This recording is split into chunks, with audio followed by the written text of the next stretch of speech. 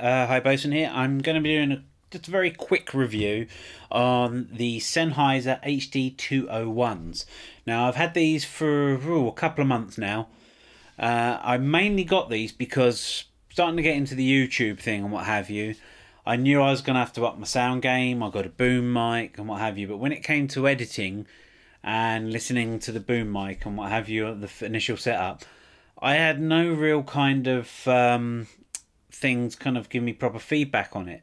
You know, I was trying to listen to it through the TV speakers, but to be honest, with the fan noise and everything like that kicking off on there, I needed something where I could just isolate myself and know what I was hearing is what I was hearing, and not thinking, is that wearing sound from the computer or did I record that?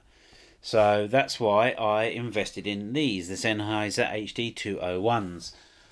So if I click on there, this is the box here. It's a lovely box.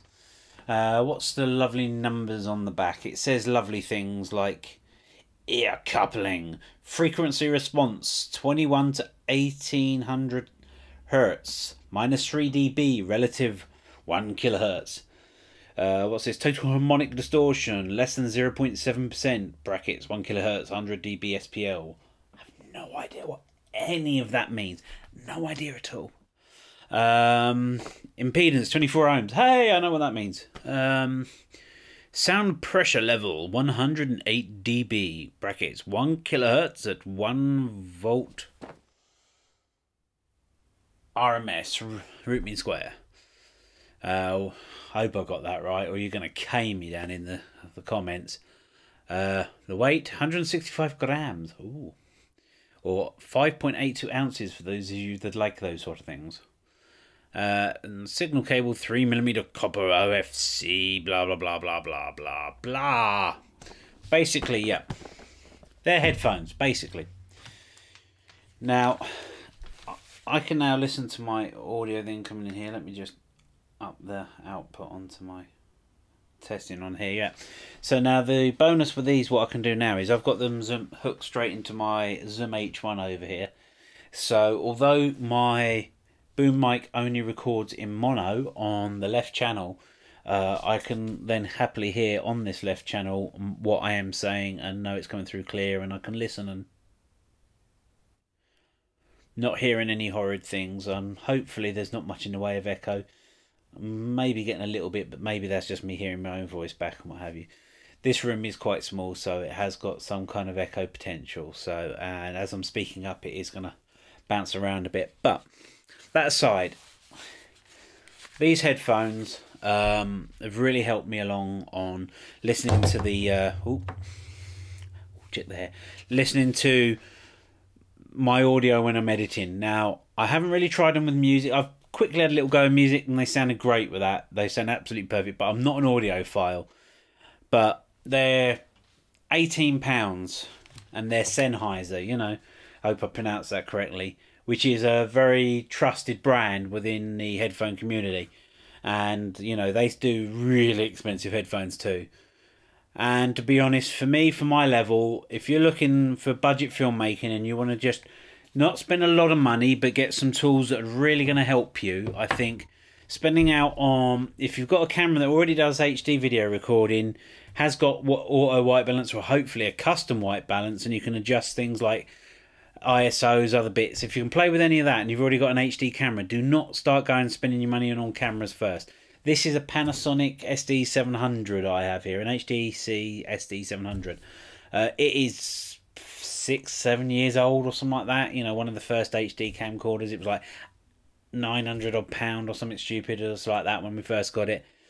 And you know, all these years later, it's still basically, the image is still good. I could do with some better lighting in here.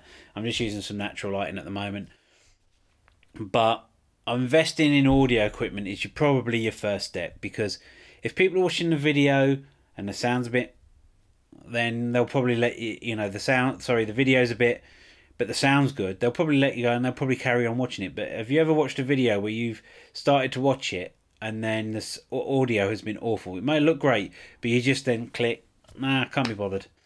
So having a good set of cans, it's going to have a good listen and know that what you're outputting is clean as possible. you know, try and cut out the background hissing and clearing up those sort of things. Getting a good mic, because if you use the mic on the camera, it's going to be cheap and echoey. So get, you know, itself like I've got here, a nice little boom mic, digital sound recorder. You know, the boom mic was less than 20 quid. These are less than 20 quid. The audio recorder, the Zoom H1 I'm using here, that was probably one of the more expensive elements I've got, about 60, 70 odd pounds. But I've already know that's worth its weight in gold, because that's what you're hearing me through now. That is me recording through that boom mic, through the Zoom H1, and now I can listen to myself on here and know that what I'm recording at the moment is good. So Zoom HD201s, yes.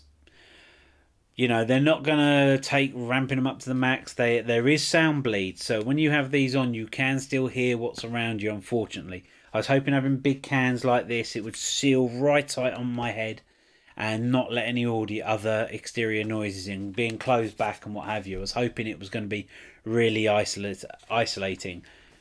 They're not entirely isolating, you can still hear, but you kind of know the difference between what you're hearing through the tins and what you're hearing bleeding in from the outside. So for what I'm doing, they're still fine. And like I said, for 17 odd pounds, can't really complain. So my recommendation is, if you're looking for some basic low-end good quality audio equipment to start helping you with the YouTube channel, or just general like low budget filmmaking, then they are well worth the money, along with some of the other bits. I've got a separate video I know I've done for the microphone I'm using that's just out of shot here. It's literally just here, see?